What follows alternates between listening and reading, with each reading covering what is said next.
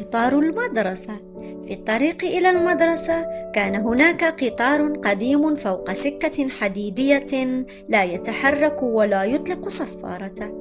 كنا نمر قربه ونصعد للعب في مقصوراته، فيأتي عمي منصور الحارس العجوز وينهانا ويمنعنا من الصعود، فنجري في الحقول بعيدا عنه.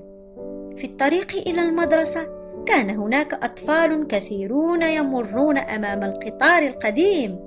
لقد قدموا جميعا من القرى المجاورة أو من الأحياء القريبة. حل فصل الشتاء البارد وبدأت الأمطار تتساقط وصارت الطريق موحلة. قلنا لعمي منصور: كيف سنصل إلى المدرسة يا عمنا؟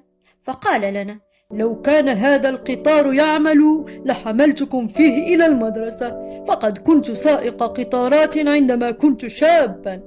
قلنا له: ألا يمكنك أن تصلحه يا عمي؟ فقال لنا: تعالوا لتساعدوني على ذلك.